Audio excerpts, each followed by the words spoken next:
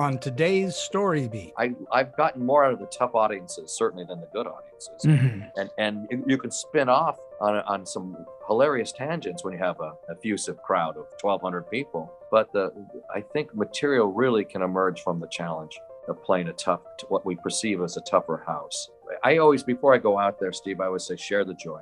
I've always said that from the beginning, share the joy of it all, of what I felt when I first experienced something funny, a good movie, a television show, a comedian, dramatic piece that moved me, made me cry. And that's joy. That's all joy. And I always say it before I go on, share the joy. This is StoryBeat with Steve Cuden, a podcast for the creative mind. StoryBeat explores how masters of creativity develop and produce brilliant works that people everywhere love and admire. So join us as we discover how talented creators find success in the worlds of imagination and entertainment. Here now is your host, Steve Cuden. Thanks for joining us on Story Beat. We're coming to you from the Steel City, Pittsburgh, Pennsylvania. My guest today, the brilliant, multi-talented Frank Ferrante, has enjoyed a 35-year career in the theater as an actor, director, and producer. At age 23, he debuted Off-Broadway in the title role in Groucho, A Life in Revue, written by Arthur Marx, son of the legendary comedian Groucho Marx. For that role, Frank won New York's Theater World Award and a New York Outer Critics Circle nomination.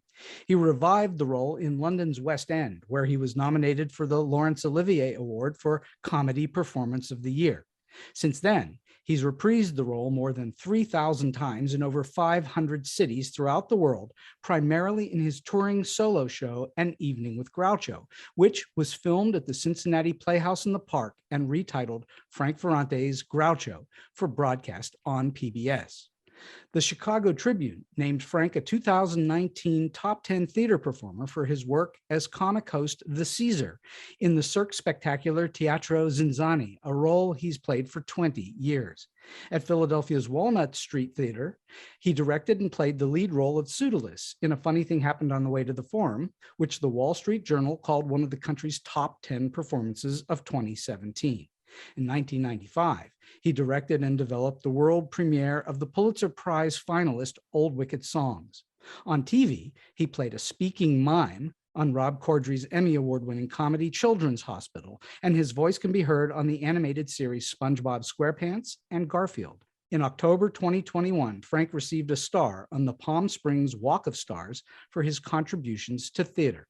I would be remiss if I didn't mention that we're both graduates of the USC School of Dramatic Arts, though from slightly different eras. So for all those reasons and many more, I'm truly beyond thrilled to have the extraordinary talent better known as Frank Ferrante as my guest on StoryBeat today. To paraphrase someone you know well, I hope you won't refuse to join a club that would have you as a member. Frank, welcome to the show. Thank you, Steve. It is a delight. Thank you so much. It is really a pleasure to have you on the show. So let's go back to your beginnings. At what age did you think of performance as something you might want to do with your life? How old were you?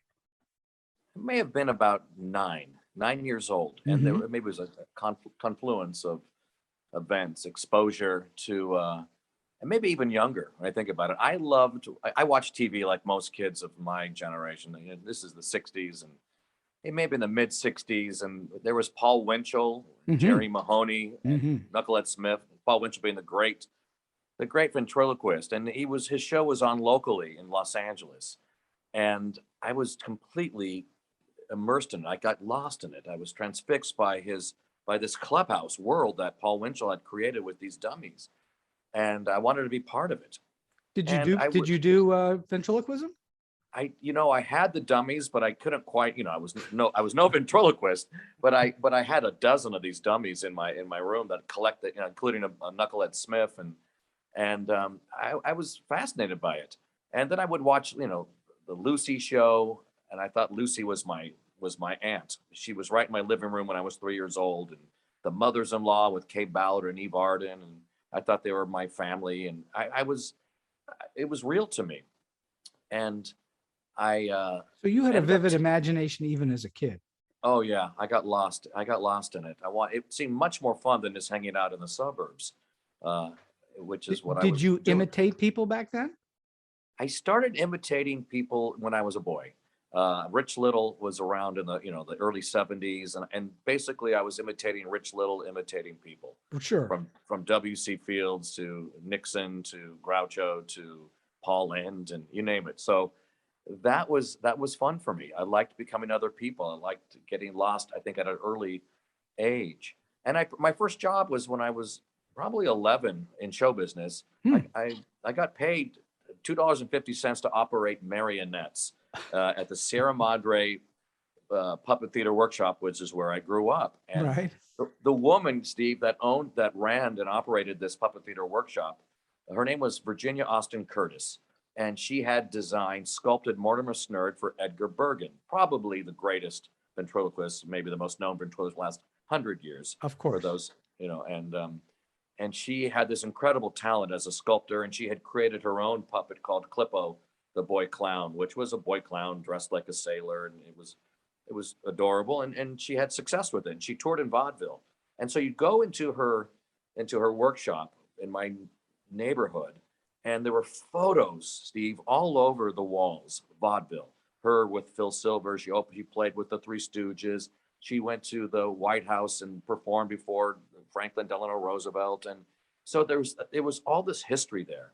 And I was intrigued. I thought, wow, what's going on here? So that was my introduction to probably vaudeville. And around that same time, I saw my first Marx Brothers movie, which was A Day at the Races. And that was it for me. These guys were wild, the Marx Brothers. They were, they couldn't be controlled. They couldn't be held down. And as a kid who was taught by nuns and playing by the rules, watching Groucho, Harpo, and Chico just let loose was cathartic. You loved the anarchy of it, yeah. I loved it. And I wanted to treat the nuns the way Groucho treated Margaret Dumont, Steve. And I didn't know it then, but now as I get older, I had to look, why am I so, you're a fan, as we were discussing before. I mean, there are those of us who get it or don't get it, and we get it. We love them. Love it. Yeah, there's no question. Yeah. I was going to say, there's no question if you are into the Marx Brothers, you're deep into the Marx Brothers. And if you don't get them at all, forget it, Yeah. Yeah, there's no halfway with them. There's no halfway. So did you get laughs when you were a kid? Were you getting laughs then? The first time I was getting laughs was as Groucho, strangely enough. I hosted the talent show in 8th grade at St. Rita's school where I grew up. And the acts were just, terrible and long and just pathetic. And the kids were stirring in the audience. And I was as Groucho, probably wearing my mother's mascara for a mustache and eyebrows, and my dad's sports coats from he's a stockbroker. And I went, well, at the very end, something like, none of the acts were any good, so nobody wins, something to that effect. And all the kids went wild. I mean, I made some snarky Groucho-esque remark, and it was like lightning had hit me. It was the first time I'd gotten a big laugh from an audience. I went, and it was, what was that? It was adrenaline. I didn't know what adrenaline was. And I thought, this is good. And that was the first time I got a laugh. I was probably 12 or 13 years old. And what a thrill. And here I am, only, how many years later, 45 years Holy moly. Or more later, still well, doing it. So many people that I talk to, and from my own experience as well, there's something chemical that happens when you get that acknowledgement from a crowd, as opposed to from just your parents or your siblings or your friends or whoever. When there's a crowd of people, there's something else that takes over. Do you know what I mean? You're absolutely. I've never really thought about it too much until today. Strangely enough, I was listening to a production from my high school. I went to LaSalle High School, this all-boys Catholic school that was well known for its musicals, performance of musicals and their plays. And all the girls' schools would come to audition for our musicals. They do Man of La Mancha, and that was my introduction to the musical, was seeing Man of La Mancha on stage. And I was just decimated, blown away by it. But I was listening to a production I had done. It was the first time I'd been in a musical. It was Anything Goes, Sir Evelyn Oakley. And I was listening to it today on my computer. I had it transferred from, audio cassette. Right. And I was listening to the laughs I was getting, and my articulation was like, at 16, 15, 16, I already seemed like I was 30 in a strange way. It was really wonderful to hear the explosion of laughter I was getting with the dialogue. And Huh. it was an odd thing. But what you talk about, that adrenaline, there's nothing quite like it. And I think I've been chasing it ever since. Well, it's addictive, isn't it? Yes, it is. And when you don't have it, you kind of crave it again. Now, Yeah. you've had a whole lot more of it than I have. I've had tastes of it in my life, Mhm. but you've had it for your whole career. And the little bits and pieces that I've had over time, it's like, yeah, I'd like to do that again. You just want to go back and get more of that. It's just a wonderful feeling. It just elevates you. Yes, and it feels, at first I felt like it was it was completely selfish. It was all about me and my Sure. response. But Sure. certainly as I've gotten older, and I don't crave it the same way I used to. Have to be honest with you, which is in a way terrific. The adrenaline is settled after really 30 plus years of touring and one-nighters and all of that, all that energy and adrenaline that's required. Well, to a certain yeah. extent, I assume it's become a business for you. It's not a hobby or an avocation. It's your business. It's my business, but also I really enjoy the fact that the audience is responding more Sure. than my own response over the years. That to me is part of how can I make them laugh as hard and as much as possible with this character or the interactive comedy that I've been doing unrelated to Groucho. All right. So you found your way into the theater when you were in high school, and then you went eventually to higher education, including eventually to USC. Did you Mhm. get training along the way? Did you train anywhere, or did you train anywhere aside from USC? Not particularly. I mean, I took some classes as a kid, but not in an intensive kind of way, Steve. Mostly it was the doing of it. It was in high school. I did all the plays, and then SC going to USC was a big break for me. It was a big turning How point. did they help you? In what way? Well, I had amazing mentors, as you know. They were open. They really were open to making a difference. They were engaged. The John Blankenships, as we talked about, it was the directing teacher there. And in my case, I was really influenced by William C. White, Professor White, who had a class, which I think is genius. And I wonder if this happens all the time, Steve, which was called directed research, in which a student is allowed to create their own class. And I didn't realize this could be done. And my class was producing An Evening with Groucho, one-person show. Bill White said to me, he took me to his office, "What do you want to do, Frank? What is your interest? What are your aspirations?" And I said, "Well, I love comedy. I love performance. I love comedy of adventures. I love the Marx Brothers." And I said, I told him I'd seen a show about Groucho Marx, and I thought I could do something like that. He says, "Well, do it." So what do you mean do it? I said, "We'll give you 8 units. And you produce it, you publicize it, you find the director, you find the musical director, everything. Find the set designers, find the stage." It was remarkable, and that's what I did. And I'm still doing the same type of thing today, all from that experience. That was from Bill White, and so I broke it in a church hall. Funny, the idea of a tryout. Tried it out here locally at my church hall. And then in August of '84 and in spring of '85, I did it on campus at the Bing Theater. And I invited everyone who was associated with Groucho Marx, who was still alive, from Jack Lemmon to Lucille Ball, all the Marx Brothers writers who were surviving, his family. And the key players that showed up at the Bing Theater, Steve, were Arthur Marx, Groucho Marx's son, who was a playwright, who had a show about his father, Groucho, that had been tooling around with Gabe Kaplan and others. Groucho's daughter, Miriam Marx Allen, she was at the Bing Theater the same night. And Maury Riskin, who co-wrote Animal Crackers and A Night at the Opera, was an Academy Award winner, a Pulitzer Prize winner for A Bee I Sing with the Gershwin musical. He's there, 89 years old. It's his last public appearance. At the Bing Theater on my 22nd birthday, they were in the audience. Wow. And it's pretty packed. I think it's holds about 600 people. That's right, about 550. That's about right. Yeah, so it was sold out, and I'm nauseous and trembling before I went on. But I went out there and I did it. It's a 2-act comedy with with piano accompaniment. With a few, I started experimenting. If you go up, if you flub, you're with this kind of character, you can improvise, and I learned that early on, and that saved me and helped buoy the evening. And after the show that night at the Pink Theater, there was a reception at the Annenberg building there, and Arthur Marx said, if I ever do a show about my father again, I'd like to use you. Wow. Stuck to his word. But I'm jumping around. But USC, to get back to USC, it was USC that really created that path for me. All right. So I do want to go back half a step, because it's important to get us to there. So you had, as a young man, what you were set, 11, 12, 13, you saw A Day at the Races. That was your first Marx Brothers experience. Did you then decide to immerse yourself in Marx Brothers movies and their world? Completely. I spent a lot of time with the local library in Serra Madre, and back when it was microfilm, microfiche, magazines. They'd go back, if you wanted a magazine from the 20s or 30s, they'd go back, to the periodical guides. And I read everything I could read about him. My favorite book was Son of Groucho, but what was happening was that was expanding my interest in humor.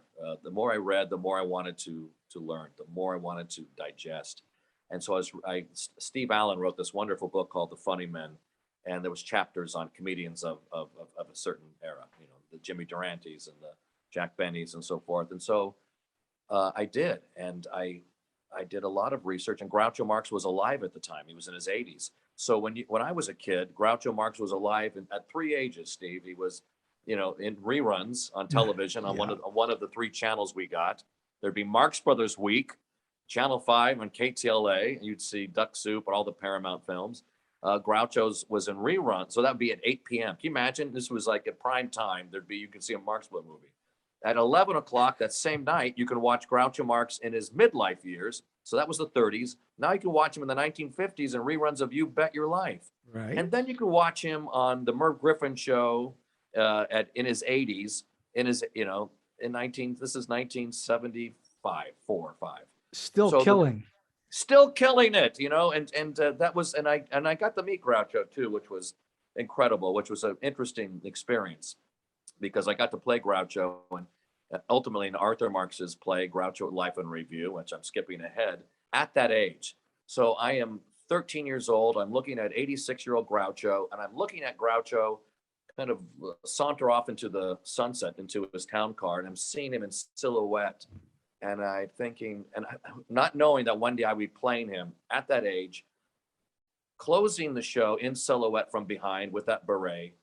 It's chilling to me. It was literally 10 years to that month I was in previews at 23. And what was remarkable to me, Steve, is that the way he used humor as a survival mechanism. He was stroke ridden. I remember being there, and my dad took the day off of work, and there were hundreds of people there, young people, the college age and younger. I was in grammar school, and we all loved him. He was a hero, as he was for you. Absolutely a hero to me, no question. And it was kind of sad at first, because he was even older than he was on those talk shows, and I've seen him on talk shows where he could barely utter a syllable, and he was in bad shape. And he gets to this podium, and I've told the story, but it's worth it, because it was a remarkable moment in that he still had it, as you said. He still was killing. Someone asked Groucho the question after he mumbled through it, "Can you hear me out there? Can you hear me out there?" And no one could hear him, and looks like he's going to keel over. And then someone asked Groucho Marx this question: "Groucho, are you making any new Marx Brothers movies?" And he looks at the person and goes, "No, I'm answering stupid questions." And the audience explodes, because there was so much tension, Steve. And then someone else asked him, a woman at Groucho goes, "Groucho, what do you dream about?" And he looked at her and said, "Not you." Beautiful. He was saying the things we were thinking and wanted to say, doing things in his films. Anyway, so to me, he was exhilarating. I wanted to be a comic actor because of him.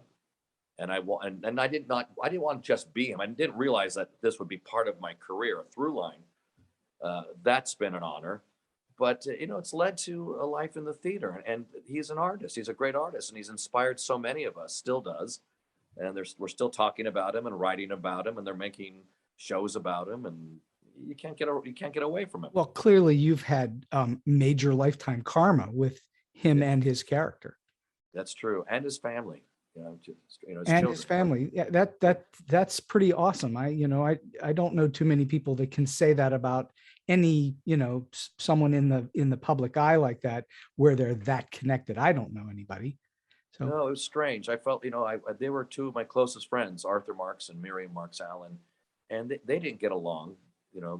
They had their own, they had their curmudgeonly sides, as did their father, of course. It wasn't Groucho for nothing. But when they would call me, they would call literally back to back. I mean, it was an odd thing. This happened dozens and dozens of times. I cannot tell you how many times I'd hang up, and then the next one would call right after. Huh. And I don't know if I've shared this before, but the first time I saw Miriam Marx after I performed at USC, she invited me to her home in San Clemente, and I drive up, and I'm 22, and I get out of the car, and I'm walking toward her house, and I walk into the house, and later she told me, Frank, when you got out of the car, I could have sworn it was like my father was walking into my home again. And then we were rehearsing the show. So that was Miriam, and she was family. She came to my grandmother knew her, my parents knew her, my uncles and aunts and cousins knew her, and my friends. She was part of the whole group. And there's a whole story there. And then after we played New York with Arthur's show, that's a jump ahead. We did it in London on the West End. And we're rehearsing. We'd already played a year in New York, Steve, and now we're rehearsing in Soho.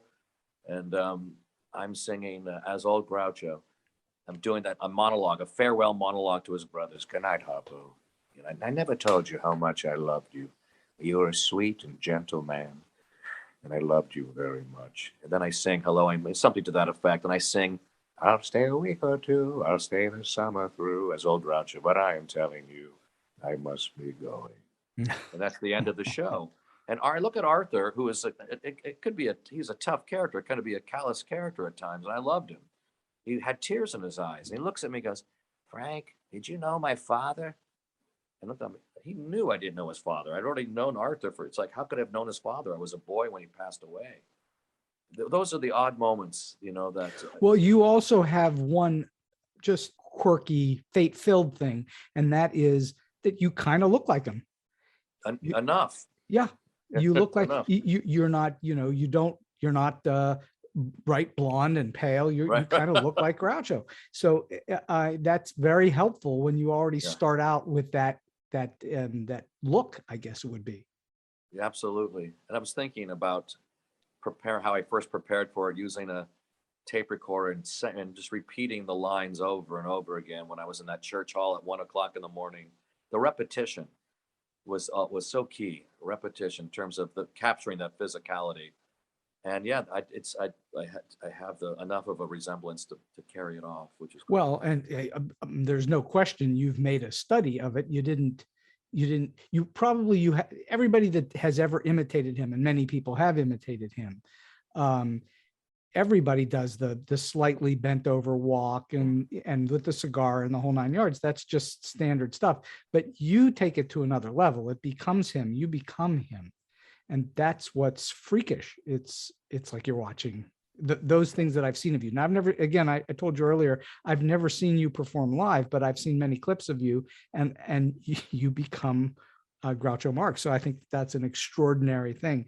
Do you think of yourself as an impressionist, an imitator? How do you think of yourself? What do you? Well, I see myself as an actor who's wound up being a comic actor and a director. And I don't think I'm particularly, I have a good ear, but I don't think there are other people who sound more like Groucho Marx. Oh, you sound a lot like him. Yeah. I just don't see myself as an imitator or impersonator. I try to embody, his spirit. I loved him, and he meant a lot to me. And early on, when I was preparing for the USC performance, I was going to one-person shows. I mean, what the hell did I know about a one-person show at age 20? So I went out to attend every one-person show in LA County. I saw Jack Klugman perform as Lyndon B. Johnson at the Westwood Playhouse at the time. I saw a Dorothy Parker one-person show. I saw a gentleman by the name of Eddie Carroll who did a remarkable show about Jack Benny, one-person show at the Mayfair. I'm just dropping these names for those who know, and that a lot of these venues don't exist anymore or have different names. But the granddaddy of them all, of course, was Hal Holbrook as Mark Twain. And so I went to see that. Mark. I saw him do that. That was unreal. It's unreal. And what happened was I went to see him in Glendora at Citrus College, 1984. I was 20 years old. And I thought, I need to see what this is about, what the form is about. And it was a transporting experience. He transformed. I never saw him. Actually, he just was. He never transformed. He comes out there. He is Mark Twain. Oh, Hal Holbrook. It was an out-of-body experience for me to see him do that live. Yeah, I agree. And you became friends with him, yes? I did. And I after the show, I figured I'll bring my show poster back, and he signed my show poster, Hal Holbrook. And then I read his book. I don't know if you've read it, Steve, but anyone who loves the theater should read his book called Harold. Next to Act One by Moss Hart, I think this is right there in terms of explaining what it's like to work in the theater, to create in the theater, to sustain an existence in the theater. It's a great book. And I'm reading his book and I'm getting choked up. This is about 8-9 years ago. I'm getting teary. I'm getting chills because I'm relating to his experience playing these tiny venues, in playing places that may not care, trying desperately to make people get what you're doing, love your character the way I love him, the way Hal loves Mark Twain, playing outdoors, trying to make an audience pay attention to you when you're outdoors. And what is that? All of it. And the financial issues and being away and the fragmented lifestyle and being away from your loved ones. And I wanted to meet him. So I sent a note back through a friend in Santa Clarita at a performing arts center he was playing in. And this is 2014. And he came back and he said, Frank, I loved your letter. I love how you love the tradition, that you respect the tradition, our tradition, the theater. Give me a hug. And it was a thrill. And then I invited him to see my show the year later, 2015. He comes to see me in Los Angeles. And I get to introduce my hero at the end of the show. One of the greatest thrills of my life. Here we are. What is that? How many? 30 years later, 31 years later from the time I had seen him. And I brought the same poster back to have him sign again. And this time he wrote, to Frank, an original, something like that, And that's when you're playing someone else's life, you want to be thought of as giving it an original take. Mm-hmm. And I try to treat, I guess my point is I approach it as an actor, not an imitator, as did Hal, and does Hal, and still, because he's still on YouTube and it's all been recorded. Sure. And we became friends, intimates, and I'd go over there and pick his brain, and it was really, he lived to be 95. I was at his 95th birthday, and he was certainly becoming diminished because of health and extreme old age. He was a gentleman and a genius. Just Deep Throat alone, if that's all he ever did was Mark Twain and Deep Throat, that would have been good enough. But he did so many wonderful things. Yeah, he breaks my heart in Into the Wild, that film that Sean Penn directed. It's a small role. He was nominated for an Academy Award. He was about 82, and he's still he's right there. There's so much work that he did. And, he was playing Death of a Salesman. He's playing Lear. He's playing, he's playing Shylock. The guy was remarkable. And he made me feel good about being an actor. He said, what we do is different than what we do on the film. What you do on stage is everything. All right. So let's start talking about process now a little bit in terms of what are those differences? What is the major difference for you between playing it on a set or on a stage or when you're doing it in front of a camera? Well, I rarely work in front of a camera. Even the show that I filmed for PBS recently that's going to be on soon, I didn't alter, which I should have. I didn't temper. I didn't my performance. I didn't pull back. If we ideally you should play it smaller and a little more subdued, but I just did what I do. Well, but the Marx brothers were playing it way over the top. Absolutely. So I couldn't change it. If this was devised as and we knew it was actually going to happen, I may have taken a slightly different approach. But do I regret the way I did it? No. I mean, it really captures the energy of a live performance, which we've been away from for the last couple of years due to the scenario. But of course. But to answer your question, I don't have enough work in the theater or I mean, in the film or television to really answer that question.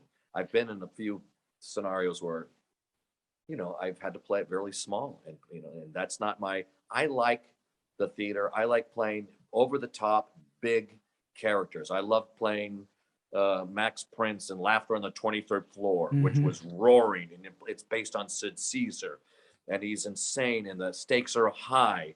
And I love playing big characters like that. I love playing Pseudolus because stakes are high. It's his freedom, and you know, and I love actors like Zero Mostel, who can play it big, yet you believe it, but it's anchored.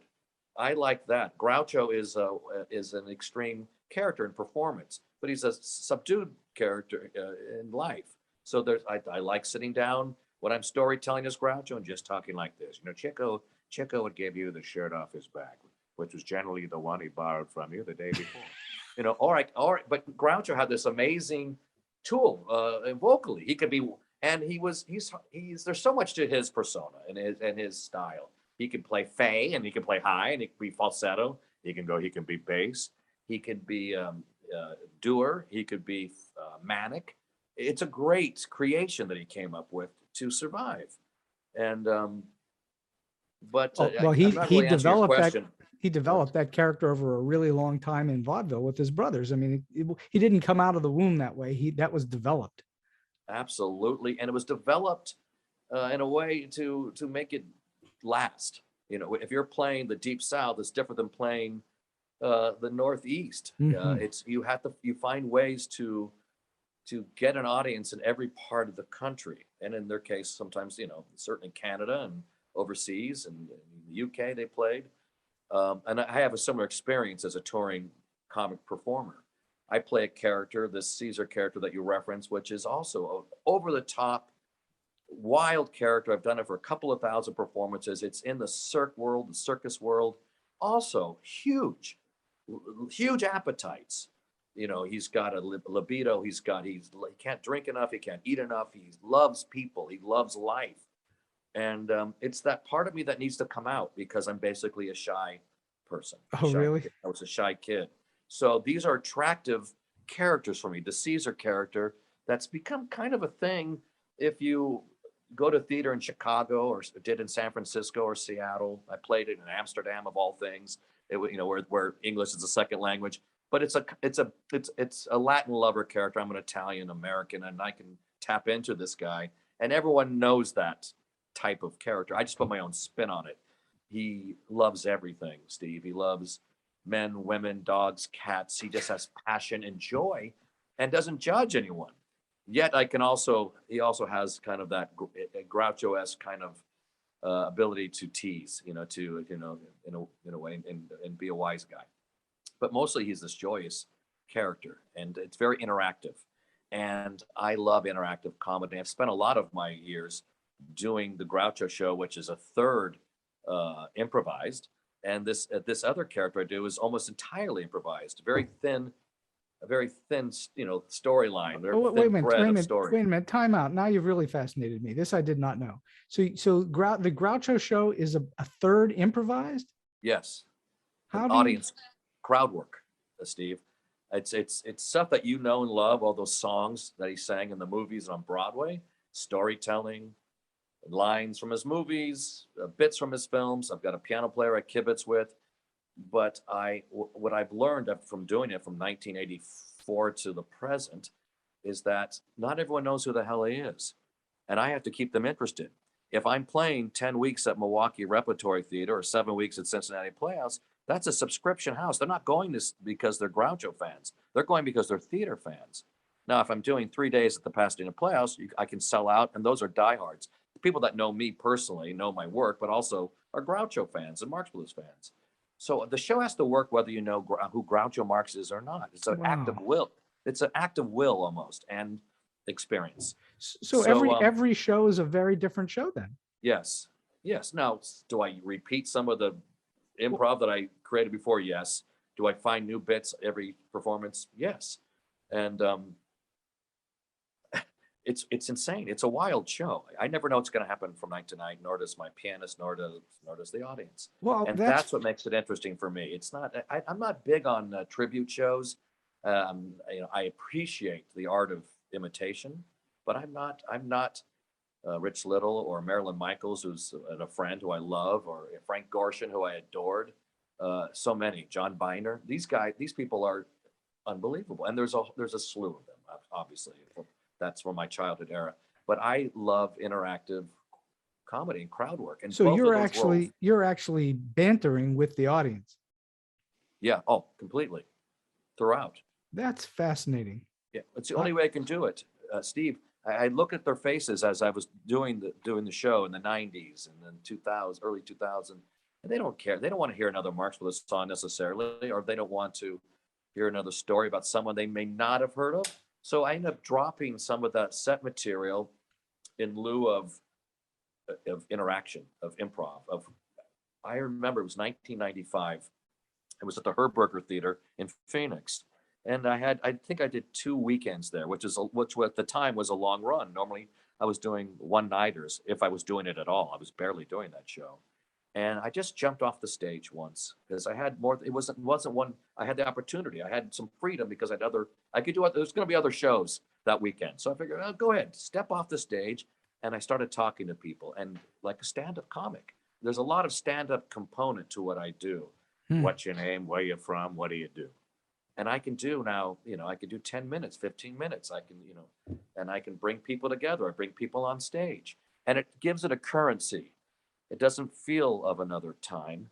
And I think that's why I'm still able to do it. I think that's why PBS is elected to put it on, because I think that's what keeps it fresh. And I'm aware that it needs to be kept fresh for this purpose. That's, I was going to say, the show is completely fresh. You're never doing this. You're never following the exact same script 2 times. So how stressful is that for you? Is it you're always walking a tightrope? Yeah, it is stressful. It's just the nature of that beast. I'm nervous. Like, we're all nervous before we go on, but there's something about not knowing exactly how that audience is going to respond. And they are part of my show, that audience. It's like anything. I've had a lot of at-bats, Steve, and the more I do it, I think the better I've gotten. And I still have the adrenaline is high. It really is jumping off a cliff. And I've been one of the fortunate ones in that I've worked fairly consistently my entire adult life.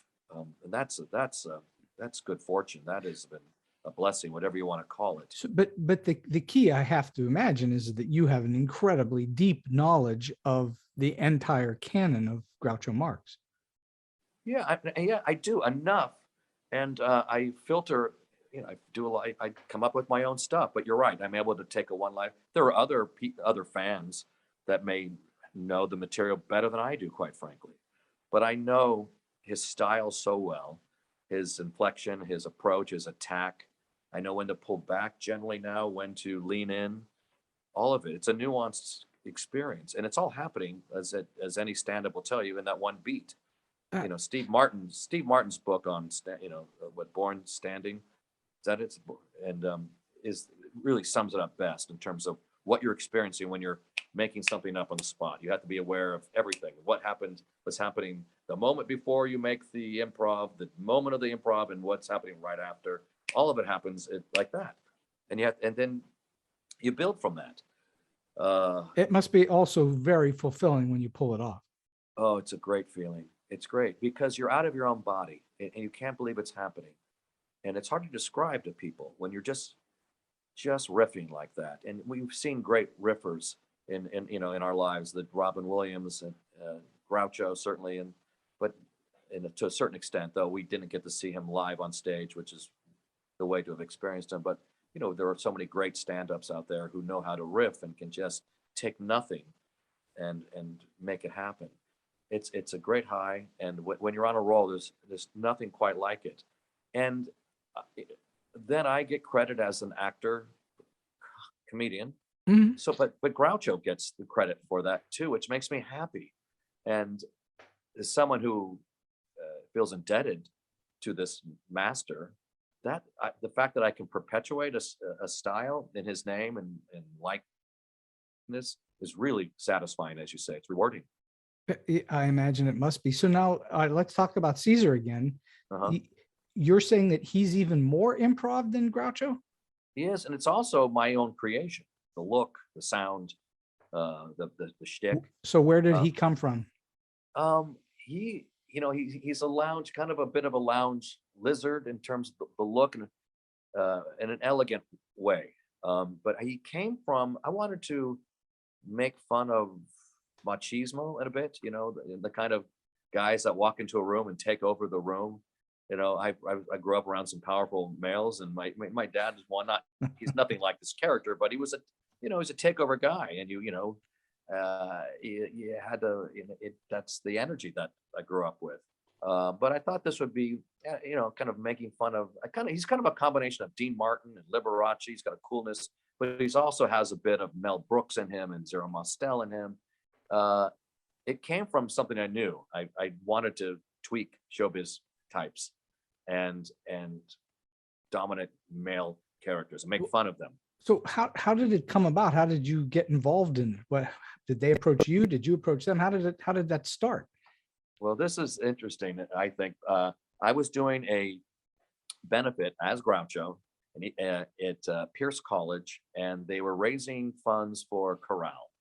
And I knew the gentleman who ran the chorale, and he said, "Would you do this?" And I was out of work, and I thought, okay, I'll do it, and maybe it'll be fun. It's a little stipend involved. So, well, I found myself moving this 10-foot grand piano alone, just like under half an hour before the show, and I'm getting angry. Now, anger is great for comedy, it turns out, and I am pissed. And the show is opening, and I didn't realize that these guys are going to be singing for 20 minutes. And I'm going, this is not, and I have a 90-minute 2-act show to do. It's bad enough, as you know, when someone goes up there and introduces a show and thinks they're funny, a producer or a presenter, and you're going, we're dead. We're dead. He just killed the show, or she just killed the show. Anyway, I go up there and I end up kind of mocking the chorale, and I'm feeling just like all this as yourself, as Groucho. As Groucho. So I enter from the house as myself. I become Groucho, and then I start doing callbacks to their act, and I just ripped it up. It was like 400 people, sold out, standing ovation, and in the audience was someone who's quite known by the name of Stuart Gordon, who was a writer, producer. He wrote Reanimator. Sure. He's in the audience. He wrote Honey, I Shrunk the Kids, the original version of that before they Disneyfied it. A brilliant guy, came from Chicago theater. And his best friend was Norman Langell, who had started a theater company, this cirque show called Teatro ZinZanni, which was playing on the Embarcadero in San Francisco. And he contacted Norm Langell. And I got a call from these guys, and it was from their casting director, and I didn't know what the hell they were talking about. Teatro ZinZanni, I could barely pronounce it. I'd never heard of it. And then they flew me out to see it, Steve, and it was the most remarkable. Now, you're a man of the theater. I had never seen anything like this. It all took place basically on the water on Pier 27, 28, on the Embarcadero in San Francisco, under a 100-year-old tent, a Spiegel tent, elegant. It was kind of had lush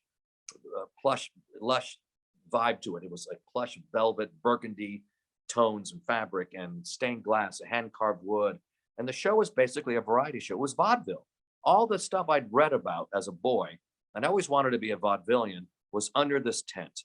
It was high-end vaudeville, and it still exists in Chicago. I still do it there. And so I watched the show, and I don't know who works, and it was kind of a faux restaurant vibe. So you had performers playing maitre d's and actors, and there were stars in the show. Joan Baez was in the show. Lilian Montevecchi was in the show, who became a dear friend of mine. Not this particular production, but in other productions of the show. But I go there, and there's this amazing group, this troupe of performers from all over the world: aerialists, acrobats, singers, dancers, comedians. Brilliant interactive comedian by the name of Kevin Kent, who did drag. Brilliant. Just, I've never seen any entertainment in my life like this, Steve. And talk about it becoming addictive. I addicted to something. I'm still doing it 20 years later. So within a year, I'm hired, and I thought they want me to play Kevin Kent's role. I'm going to be a drag. I'm going to be playing an evangelist. I'm going to be playing a matador. I thought I could do that. I can imitate. Because no, we want you to come up with your own shtick. And that's how the Caesar came about. I sat down with this director, Stephen Habes, and we started creating this character and bits together. And I do about a third of the show, and it's a 3-hour extravaganza, full band. I mean, 300 people in the round. All the action happens within a 9-foot diameter. So you have airless above your head. I'm standing on tables. You have people juggling above you. It's vaudeville at its best. It's burlesque, and it's been running since 1999. And entirely improv. Well, my show, there's, like I said, there's a thin little story. I've got my little bits, but I bring people on stage, and I interact with 8 people in the show in 3 different sets. There'll be like a 6-minute set, a 12-minute set, then a 20-something minute set. And it's just me, in creating these scenarios involving the audience as characters. And there's nothing quite like it. And it's one of the joys of my life is doing this show. Has it ever gone awry where something just went completely kablooey? How did you fix it if that did? Well, it's early on, it's hit or it was hit or miss. You learn, trial by error, as we say. And I've never been hit, which is good. Maybe just once I was slapped.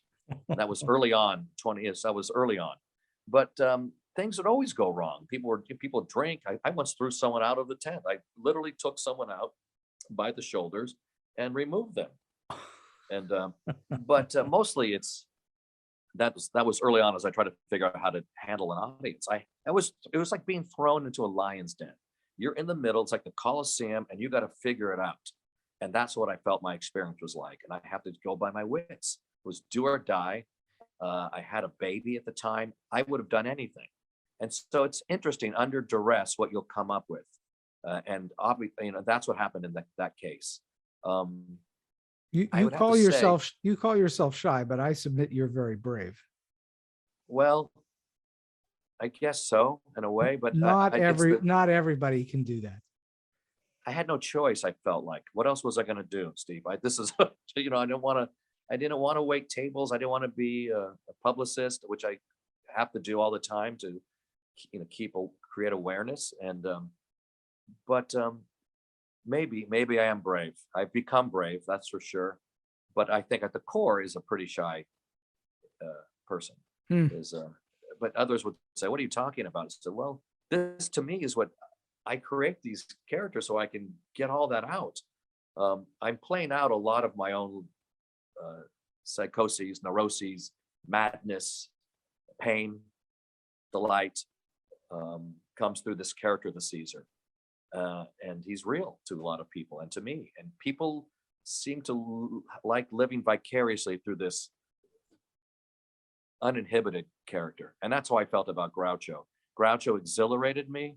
The Caesar character, I think, is an exhilarating character. I like those. I like playing these madmen. But I wanted to say something. I think what was important is that I've learned to do things that maybe I didn't want to do often. I didn't want to do that benefit. It led to 20 years of work. I didn't want to do that $5 show at the Tamarind Theater, Equity Waiver Theater, playing a 5-minute role as a 70-year-old German director when I was 28 and dropped out of a heart attack in a scene. I was scared. I didn't do accents. I really am not an imitator. I can get things down if I practice and work my rear off. But again, I'm not. Other people are spectacular at dialects. I can get there, but it's not natural for me. So that $5 job that I did led to someone seeing me. This is in 1990, and I was out of work, basically, and I was happy to do the $5 job just to be working, to be around theater folk. And someone was in the audience, the sister of someone who did the load-in for Groucho in New York, who had a theater in Bellport, Long Island, the Gateway, which your show I'm sure has played many times there. The Gateway Playhouse. Probably has. and they told their brother, say, I saw Frank Ferrante in do this little scene where he dropped dead with a heart attack as a German director, comedy. And they call me, and that guy calls me up and he goes, "We want to do Groucho here." I said, "Sure." This is the show I'd already done in New York and London. And so he goes, "I'll do it." But I said, "I'd like to direct it." I said. He goes, "Really? You do?" I said, "Yeah, I think I can direct this show. I've done it. I did New York and London. I played the lead. I think I can do it." So I do it in Belport at the Gateway. And who comes to the show? Bernard Havard of the Walnut Street Theater. This is 1992. He books the show on the spot to play the Walnut. Wow. And so now I'm directing at a major house in the country, doing Groucho. And I've been working for that theater for almost 30 years from the $5 job that I said yes to. You never know where it's coming from, do you? And Milton Berle, no, you don't. No, you don't. Milton Berle said to me, another kind of a crazy mentor said to me, Francis, do everything. And I thought, gee, he's not very discerning. Then I got it. He's like, yeah, say yes more than no, in other words. And you don't know who you're going to meet. You don't know what kind of friendships you're going to meet or what's going to come of it. And, work begets work, and friendships beget more friendships and opportunities. The adage in Hollywood, when as a writer, as a director, as a producer, the adage in Hollywood is always take the meeting. Yeah.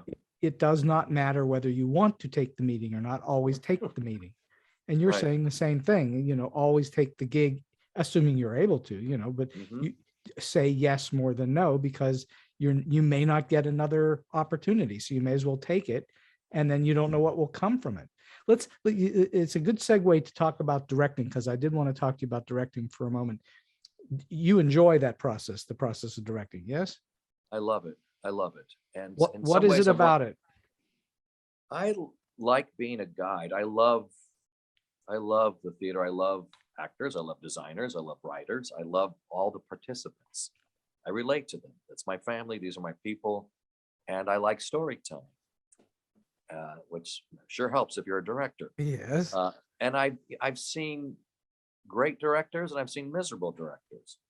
And I am an actor, and I'd like to think I'm an actor's actor. I'm the kind of director that will whisper a note into an ear, and then I'm able to coax a performance out in a way that I think is gentler than what I've experienced in my career at times. Okay.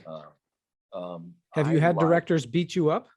I don't mean physically, I mean psychologically. No, I've had a couple that were just pretty nasty, not necessarily to me, but to people around me. And that affects the process. It affects, you can't create. You want to give, you've got to give a cast and actors freedom, and you need to give them space and a comfortable environment to just kill it. Let them, and take chances, as you know. All the great performers that have been in your shows, and you know what it takes. I like sculpting shows. I love color. I love sound. I love dealing with costumes. I like, creating the palette. I like conceptualizing. It's not like it's, I've maybe directed 20, 25 shows. Not like but it's something that I really love to do. And I like to, with the new work, I'm a good editor. I like tweaking. I'm not a writer, but I'm a good editor. I write on the floor with characters, with improvisation. Right. And I have so much respect for writers. It's all in the writing. Everything's writing. But in developing a show like Old Wicked Songs that I was very proud of, I got that book, its first booking at the Walnut Street Theater, and it's independent studio space. And I got to help craft that show with the playwright. He wrote it brilliantly, but I got to have, as a director, you get to have those discussions about material, what goes, what stays. And I understand rhythm, and I understood the music of that piece. It was a Jewish themed piece. It was a two-hander, played in New York, and Bob Hoskins did it in London. Ultimately, it was a Pulitzer nominated piece that I'm very proud of that. It's something I never knew would come into my life. And I've directed a lot of Neil Simon, and who's, for in a way, it's been looked down over the years because it's done so often, as you know, and amateurs do it, so people see that, and I think he's such a great craftsman. Well, unfortunately, I mean, yes, he is a great craftsman. Unfortunately, what happened over time, I think, is that his work became consumed by the thousands of sitcoms that were out there, and those rhythms and that timing, and it became old after a very long, I mean, it had a long haul on it. And I think he will eventually come back into favor again, given enough time, because the sitcom has started to fade away. And I think then he'll come back because he's a superior writer to what you get otherwise. You certainly, especially having done Groucho as much as you've done, you understand rhythm naturally. It's an innate thing for you, yes? Yes. Oh, I grew up listening to his voice and watching and listening to Jack Benny. I was immersed in all, from Durante and Hope, and all of them are in me, because when I think you were probably the same way. I grew up watching and listening to those voices. And I love, of course, George S. Kaufman. I did a one-man show about George S. Kaufman because I love George Kaufman. You can't sell tickets to a show about George S. Kaufman necessarily, but it was a pet project. And I thought it was important to share his life. But your understanding, your innate understanding of rhythm and timing, it helps you as a director, because then you understand how the flow of the show works, even though you may not be in it. I can hear a show. I can watch a show, and I know when something's off by half a beat. I can watch. I just know. I can watch any show and go, "This is what I would have." It's easy to be the critic. Critic. But I mean, I do have that. I have to say, when I'm listening to bits or in new material, I know how it should. I just know how it should be. And you know what I'm talking about because you're a writer. I do. So, and writers hear things in their head, and frequently what comes out of actors' mouths is different. Sometimes, if you're lucky, it gets plussed. Frequently it doesn't. Frequently it goes the other way, and it's a little frustrating because you want to make it so, but even a director can't make it so. You have to coax it to be so. You have to find a way to work it. Yeah, and those are period pieces now. Those back to Simon, and certainly Kaufman and Hart. You need actors that understand it, and there are not a lot of actors anymore that understand that kind of rat-a-tat rhythm and the tempo. I've directed Laughter on the 23rd Floor twice, 20 years apart, and played the lead role, Max Prince, the Sid Caesar. I've done it 3 times actually, directed it twice. Both times at the Walnut Street Theater. Can you imagine, 1997 and 2017. But to get to the point, if you have 7 out of 9 actors that get it, that's not enough. It goes from being spectacular to being good. That's very good. You need 9 people that get it. Now, I'm able to pick, if you're in the regions like I am directing, you can bring them in from Philadelphia. Has an amazing pool of actors. New York, you can pull people from New York, but still, that doesn't guarantee that those actors are going to get. Style is everything. Well, isn't every cast, there's a chemistry that either gels or sometimes doesn't, and that chemistry is mystical. It's not something that you can contrive. You're absolutely right, and sometimes it just is. Sometimes it just isn't. And so, what can you do? All you can do is bring your best game and all your decades of experience and good spirit. And I have to imagine it works the other way as well, that sometimes the audience chemistry works better than others. Oh yeah, well, of course, you know how that is. How many times have you done a show, any of your shows, Groucho or anything else, where the audience just wasn't with you? Was there something you did to get them to you? Yeah, you learn tricks over time. I no longer. My attitude has changed. My thinking has changed about audiences. I go out there loving them hard, and it's a great conversation. Actually, it's interesting. I used to resent older audiences when I was younger because I wasn't, matinee crowds, because I wasn't getting what I wanted. And I thought, what are you doing? This is the opportunity. So what I would do is, in the frustration, was I would do wackier, crazier improv, and I would have to pull more out of myself and my psyche and play more. And then this material would become part of the performance. after. I've gotten more out of the tough audiences certainly than the good audiences, Mhm. and you can spin off on some hilarious tangents when you have a effusive crowd of 1,200 people. But I think material really can emerge from the challenge of playing a tough, what we perceive as a tougher house.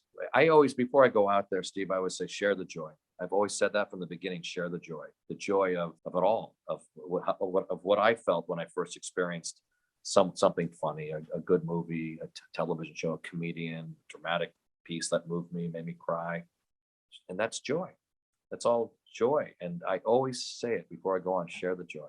It's let is go. that's a kind of a psyching yourself up into the energy of the moment. Absolutely. Well, it takes it out of me. It takes it away from me. It's not about me. It's a reminder that it's not just my own experience. This is a shared experience. I'm the storyteller at that moment. That's my job. But it's a collect. When I'm in that tent, it's in the round, and you feel like you're around the campfire again. It's like we've gone back thousands and thousands of years. The stories are being told. It feels like we're all around the campfire. I'm the crazy clown trying to conjure response and connect and tell stories. And that, for me, that's what it is. It's still fun for you. It's so fun. It's fun for me. And if it's fun for me, it's certainly fun for them. Yeah, but it's funny, sure. Steve, as you know, someone will say, gee, it looks like you're having, I bet it looks like you're having so much fun. Here's fun. No, it's a very studied, I'm acting like I'm having fun. Sometimes it is fun, but mostly it's completely contrived and concocted and crafted. And if I'm having fun, but what are you going to say to someone in the audience? No, I'm not having fun. I'm an actor, and it's my job to do this. But no one wants to. I don't want to make people feel bad about that. No, it is something that you do, and you do so well that they can't. My imagination tells me in all the years that you've been performing that you've had days where you just didn't feel like going on. You got up in the morning and didn't feel like it, but you had to get there. You have to work your way to it. Yes, that's certainly true. If someone dies, as you know, in our business, you still go to work. Yeah. If someone hands you divorce papers, that happened to me one time right before I went on. Oh, I had to jump off as a client. Hello, everybody, and go out there with great energy and joy and be the ringmaster. That was my job. But I have to say that the warmest experience I ever had was following some of the worst news. I remember coming out there and it was like this. Was bathed in love from an audience. I don't know why that happens, but that's what happened. And for me, working in the theater, that's been the constant relationship in my life. It's the longest relationship in my life. Is this relationship I have with the work, and with what I do, and that's a terrific thing, because it represents a lot. It's all these relationships that come out of the work, lovers and loves and friends and colleagues. And it's a beautiful world, as you know, that we are in. It is. Assuming you, and it is not true for everybody, but if you can make your way through it to where it's a career for you, it can be extremely fulfilling. But there are many people that can't get there for one reason or another. They can't hack it. They can't afford it. They can't deal with it, whatever it is, because it's not the easiest life. No, it's not. And I've hasn't been easy for me. It's always, there are challenges. Sure. Particularly if you're in the world of stage. It's not, we're not dealing with, for stage, and you're not dealing with film on TV and TV money, film money. This is like what people get paid in regional theater, and you know what it's like. You have to work a lot of weeks to put together, a living. A life. A living. Yeah. It's not easy. And a lot of our colleagues and peers have had it rougher than ever in the last 2 or 3 years. Oh, the last couple of years. Well, we're having this conversation because this show will last for a long time, but we're having this conversation sort of a couple of years into COVID, and there was no theater for a while. You had to sit it out. Right. What did you do during that time? I stayed connected via the internet. I created shows online for my Caesar character. I created like a travel show and had guest stars on, like Joan Baez and Joey Fatone, and who else was on that show? A couple of, Tony Horton, and Puddles the Clown. I mean, it was like my idea. It was like a variety show. I stayed engaged that way. I kept doing videos. I did a performance right here in my living room, like 2 weeks into the pandemic. And a lot of people, thousands of people, would surprise me, watched it, and I just sang songs from shows I've done and gave a tour of my home and the memorabilia. The big thing that really came out of it was editing the PBS special. Mm-hmm. There was time. It was a beast of a project, Stephen, that it was filmed over 4 performances, 3 camera angles, and that's a lot of footage. Yeah. And when you're working, there's no time. And Drea Weber is the director of the show and the filmmaker. She did it, and I was over her shoulder, and that's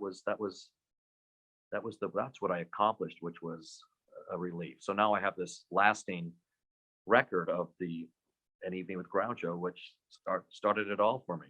And that's going to be released April of 2022. This show will be around for a lot longer, or a lot beyond that date. But if you're hearing this show before April of 2022, that's when it will be released. That's when you should try to find it.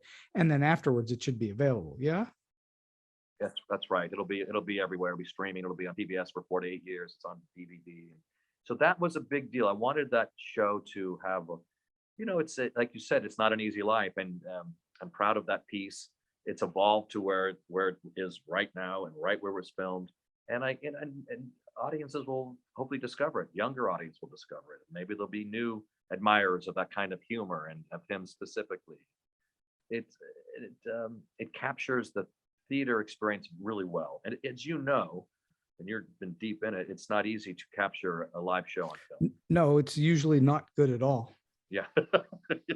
Because it's not the same feeling when you're live in the theater. When you're an audience member in a theater, it's totally different than when you're watching something on a screen. And to make that work is very challenging. I thought they did a really good job on Disney with Hamilton. Absolutely. That felt like a stage show, but somehow like a movie at the same time. Yes, and it helps to have all the resources at your fingertips. Yes, it does. Cranes and cameras galore. I mean, now this was like this is the anti-Hamilton in terms of budget. It's like But you had the advantage of only one guy and a piano player, right? That's very true.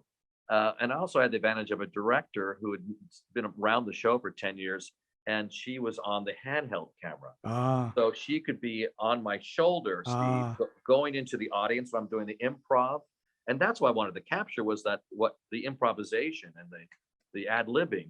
So she could be on stage. It's at the Cincinnati Playhouse in the park, in their shelter house space, which has an extreme thrust.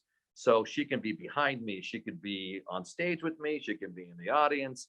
And so we're getting a much more theatrical take on it. That's nice. I can't wait to see it. Well, I have been speaking to the extraordinary Frank Ferrante for almost an hour and 10 minutes. And we're going to wind this thing down a little bit. I'm just curious. You've told us all these wonderful stories, but do you have a story that you can share with us that's either weird, oddball, strange, quirky, or just plain funny that you haven't already shared with us? Well, I think it's a kind of testament to my longevity, but I was in Kansas City at the Folly Theater, I don't know, somewhere in the early 2000s. And I'm sitting at the meet and greet table, and this gentleman who was 6'4", full beard, comes up to me, goes, "You remember me?" I said, "What do you mean?" He said, "Do you remember me?" I said, "No. You took me on stage when I was 7 years old and dressed me up like Groucho." And I'm going, how the hell did I last this long, Steve? That guys who are like 35 and 40 are coming to me with that experience. But never forgot you. Never forgot. That's great. Those are the good moments when I bring a lot of young people on the show, on stage, and dress them up like Groucho. And I realize now I do it because I was dressing up like Groucho when I was a kid, and I thought it changed my life. Sure. And I didn't consciously think of why I would do that for some kid. In a way, I'm anointing the kid. But the best moments, and you've had these moments, was when someone says, I wanted to go into theater because of that show. I wanted to go into comedy because of that show. I wanted to go into clowning because of seeing you. that to me is a beautiful thing at this stage of my life. So it's not a hilarious story. Well, no, it's it's a it was a, poignant story. yeah, that was a good one. Um, I remember playing. I remember performing for George Lucas, and I brought his in for Teatro ZinZanni, and his kid was in the audience. I think it was his son, and I brought him in as one of my we call them victims, participants. We call them. And at the very end, he conquered. He succeeded within the sketch, and I picked him up and I said, "I'd like to thank the Academy for this award." And of course, Lucas lost it. There's been so many kind of really fun moments like that. But That's a pretty cool moment. that was a fun one. So all right. So anyway. last question for you, Frank. Yeah. You've already given us tons of advice, but do you have a solid piece of advice or tip that you like to give to people, especially those that are trying to come up in the business, maybe try to find their break, or maybe they're in a little bit and trying to get to the next level? Yes, and Hal Holbrook is the one who said it to me, and I hold on to these words. He just said, and it's very simple, and it'll mean something different to everyone. He just said, "Frank, keep it going. Keep it going." And I know what he meant. You can't stop. And there are plenty of times, it's hard to understand that sometimes, as you know. There are times you're going, maybe I should take another turn, do something different, go into another business. But if you got it, you got it. And you have to trust it. I would say, also harken back to what Uncle Milty said to me, which was do everything. Mm-hmm. Do as much, and which means you'll be gravitating to like-minded people, and you'll be in circles where you'll be creative and creating. So do everything. That's what that means to me. Keep it going means at the lowest moment, hang in there. And I don't know, whatever that takes, whether it means, you got to find different ways to stay alive. I've done everything, to keep going. It's very difficult to succeed if you give up. Yeah, yes, it is. And it's tempting, I'm sure, for many people in any field. But many people do give up and they don't succeed, and so they go on to other things and hopefully they have success at something else.